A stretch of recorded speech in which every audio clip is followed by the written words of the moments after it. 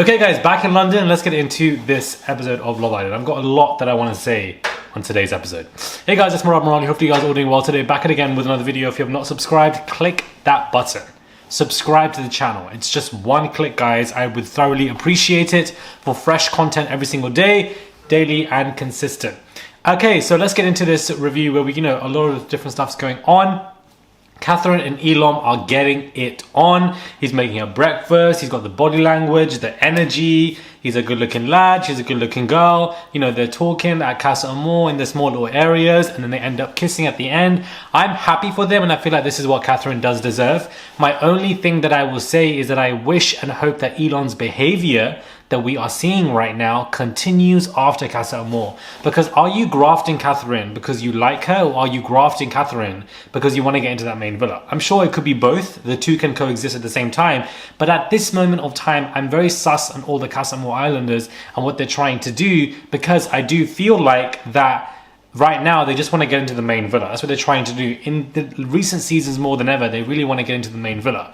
So I like the way he's moving towards her, and I feel like they look like a good couple. She likes it, she deserves it, and they're definitely going to go that way. Scott and I have no idea what the girl's name is. Scott and the girl that he's currently talking to, I feel like they would make more of a match as well, to be honest with you. I feel like the conversation seems to be flowing there, and we'll just see as days progress, but I feel like Scott is definitely going to bring that girl as well.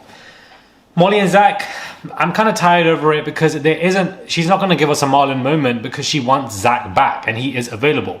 I do think that, it has disrupted the flow of the show in that Zach can't go for any of the other girls now. He really can't give us any of those moments, unfortunately. It's just Zach and Molly. Zach very much wants Molly back, and in the way that he's trying to do that, he keeps asking her for a kiss, which I thought that scene was very cringe, and that he kept on asking her, give me a kiss, and it's just like, she said no, she said give me on the cheek. Why do you keep asking for it? If you want to work for somebody back, do it in a proper way. I just feel like that in itself was a red flag in behavior, because if that's how you think to get somebody back, it's not going to work like that. Molly obviously wants him back because A, meal ticket to the main villa, and B, she does like the guy, and C, she will take him back, things will go well, and it will be great for them being in the finale. I do feel like the most iconic viral moment, which was when Molly was dumped from the show and everybody reacted.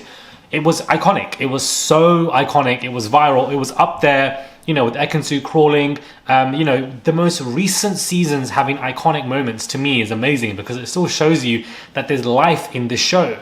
However, Molly Marsh being dumped significantly in that moment, personally to me, is no longer iconic. I feel like for that to be such an iconic moment, she got dumped randomly on a Friday, and the next Friday they brought her back. So it's like, what was that moment for? Because when that moment happened, it reminded us of how cutthroat Love Island can be, how ruthless it can be. It is a game show. It reminds you that, damn, this was a big character and they chopped her head off and said, listen, we can do the same to you too. You're just like, it's like the Hunger Games. It's really like a great game to watch. But to just so effortlessly bring her back the next week, walking in, and then to also have an anticlimactic moment, just kind of rinses out that iconicness. To me, that moment is no longer iconic, unfortunately. Like, that's just how I see it. When I look back at it, I'm like, wow, that was a good moment. But wait, she came back the next week. Was it that deep? So I'm not really that. I don't know if you guys agree or disagree when it comes to that. Molly's here now, so I'm not going to keep on harping on about why she's here. She's here, and I feel like her and Zach, we'll see what happens, but it's going to be predictable. The thing about Love Island recently, and why that moment when she got randomly dumped was so iconic and fresh to us as an audience, is because we as an audience were also shocked, just as the contestants were. Molly, you are now single, so you're dumped. Therefore have been dumped from the island. Please pack your bags and say your goodbyes. Oh my god, I'm so sorry. Oh my god! We were all shocked at the same time. We were all reacting as if we were in the villa with the contestants, thinking, what the hell, Molly's gone. You need moments like that, where the shock factor is so huge that we as an audience are just as surprised, if not more, but just as surprised as the castmates in the villa. So we're experiencing it real time. Those are great moments of TV to witness and experience. And that is what I feel like Love Island has stopped doing in the last couple of years. For example, I'll give you another example. And that was why the Molly Marsh thing was amazing TV, but outside of that, we haven't seen much else. they've been doing this in the last couple seasons, and I'm noticing it more with this season. But they have the boys always sitting by the fire pit, going one by one by one by one, discussing their experiences with the girls that they are with. We don't want to see that. I personally don't want to see that because it's very structured. It's very much like an action, and you guys have to sit here and film. Some of the boys should be in the kitchen, some of the boys should be chilling by the pool, maybe in the bedroom, maybe just chilling on the roof terrace with a drink. That's more natural, and let the conversations flow, or tell them this is what we want you to talk about in these areas. To have the boys continuously every single episode sitting together talking about the relationship one by one, passing it on, just seems way too structured for me. And I just feel like when we had the moments where they were smoking or drinking or whatever, they were just in random moments. It was never them all sitting together in a row, giving us a scene every single day in the same place, talking about the same thing one by one. Like we don't want to always see that. I just find it to be annoying. So I feel like hopefully they can restructure that, but that I've noticed a lot this season, and it is just annoying. They've been doing it for the last couple of seasons. I'm also irritated. I'm just complaining today. Sorry. I am annoyed because nobody has come in for Whitney. Nobody's come in for Whitney. I wanted a good, tall man to come in and beeline for her. None of these men from Casa Amor, out of the 5, 6, however men they are, none of them are beelining for Whitney. And that's really irritated me because considering what she went through with Mehdi, then the amount of emotional release that she had once, he went, all of that she was holding in, going up and down with that man, not having anybody else in the villa to go with. And then when she has this chance, there's not one man that it could have brought in who was beelining for her and wanting her, because that is what we want to see, because that will bring up even more of Whitney's personality, and she already is the main character of the show, so you can't even imagine how much more we would get. Right now she's having conversations with Elok, I believe his name is, but he also is dead set on Leah as well. So it's like we want somebody specifically who's beelining in there for Whitney, just like Elom is beelining in there for Catherine. That would be nice to see, because I feel like not only does she deserve it, but considering that she's the main character, I would want to see that. I expected that, let's just say. Jess and Cody, and this Cody reminds, I don't know why Cody looks like Jess's younger brother or something like this. I don't know what is going on between these two. I don't think she's deep in it. I don't think she really minds that he's 20, she's 22. It's just odd. And I feel like she's just enjoying it for now, but I feel like she prefers Sammy over him. So we're just going to park that situation and leave it there. Sammy is entertained. He's got 2 girls by him. He's got Tink and he's got Amber by his side. Evidently he's going for one of them, and I think that he will bring back Amber, in my opinion. She's the one with the famous dad, the famous footballer, and apparently she's been linked to the same agency as Gemma. I'm just saying, child. So, famous dad, all this stuff. So, nepotism. I feel like she's going to remain in the competition and be brought back. She also is a good looking girl anyways, but I feel like she definitely will be brought back by Sammy, 110%, which leaves Tyreek to be coming back alone. Now, I'm very intrigued by the Tyreek, Ella, and the guy that Ella's talking to triangle. That is probably the only part of Casa Amor right now that I'm intrigued about in terms of seeing the reactions of people once everybody reunites. I'm not really interested in Molly Marsh coming back to the villa. Everyone's going to be shocked and they'll get over it. We know what's going to happen. But I want to know what's going to happen. I think Ella will bring back that guy because they've met each other before on photo shoots. They're getting on. Things are going well. And she will immediately already think that Tyreek's speaking to other people, because one of the last things Tyreek said was that I missed the game. So she's going to be, in that thought process that Tyreek is definitely going to be with somebody. She will come back with that man. Tyreek will be standing alone. That will be a good scene to see. Absolutely, because Tyreek, like Ella, they're both very reactive individuals, which is why this season is good. They've got a lot of reactive castmates.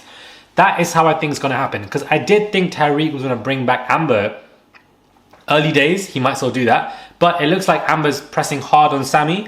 I don't know if that's producer handling. I don't know if it is, because it's a bit odd to me, because she just kind of came out of nowhere and went for Sammy as well. And I feel like they really want one of the members to come back alone, because it looks like all the other people are pulling girls in the bed, and everything's working out fine. So I think Tyreek will be standing alone, which will be interesting, and it will shock the girls because they wouldn't expect that considering how he behaves. And then I think Ella will go back to Tyreek in the week after that, once they have conversations, because she hasn't really been, her head's not really been turned by anybody whilst they're in there together. He's had it done 1 or twice, so she can have this one and they will get over it after conversations and confrontations. That is what I believe will take place. Molly will walk back in with Zach. Everybody will be shocked. they'll be strong as ever. Nothing can really break them up, in my opinion. I don't think that she will have a conversation with Katie in a shady way. She did shade her, but I don't think it'll be like that. Molly's just not a confrontational girl, unfortunately. She's just really not that. I do think that Sammy will bring back Amber or Tink, one of them. Scott will bring back his girl. Catherine will bring back his new guy. And I think that Elok is coming back either with Leah or with Whitney, or, you know, with one of the girls or something like that. So I think there's going to be a lot of recouplings, but the main one is the Tariq and Ella situation. So this was, you know, a good episode. It's Casa Amor. Casa Amor episodes aren't really meant to be that exciting. Well, they are, but I mean, like, they're not meant to be like drama filled. They're people getting to know each other, and they're just going to sit there and have the conversation, see what's going to happen, and etc, etc, etc. So are they going to do a postcard this season? Because I would like to see that as well. I think that would be very important for people to see. Absolutely. But I do think that, you know, a lot of the cast members on Casa Amor this year are returning to the main villa. Probably one of the biggest conversions that we've had, which means it's going to be a huge culling a week or so after that as well. Unfortunately, guys, ratings are still down. It's still 2 million down. That is like nearly 50% of people who are no longer watching Love Island, who were watching it this time last year. Overconsumption, they're just still not wanting to get into it because it's a lot to get into. They see moments online, but they're just not as invested into it. Unfortunately, it is what it is. That's what happens when you overconsume. But when you look at the reports for ITV finance reports at the end of the year, they would make more money doing Love Island Winter and Summer together than just one season a year because of ad revenue. However, unfortunately, overconsumption and greediness does not provide longevity. It's not a long-term investment to have it on twice a year, as well as now having Big Brother on. At the end of the year, we will be engaging in long-form content every single day for 2 months per, with winter, summer, and then Big Brother. So we will see how we will feel for the next Love Island Winter Child, because I feel like nobody wants to go on that, because we're going to have ultimate fatigueness then after 3 long-form reality TV shows, which I just find interesting.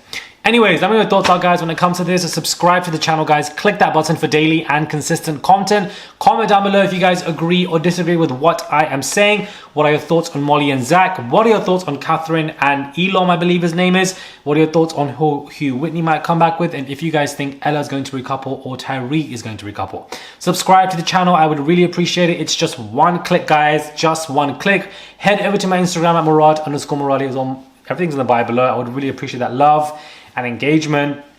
I thoroughly would, because I really worked really hard for you guys, as you guys know, and I appreciate your comments a couple of days ago when I was in Madrid doing the most, but, you know, still being consistent. But, you know, I'm back in London, so the reviews will definitely be here as well. Subscribe, and I'll catch you guys soon for another review.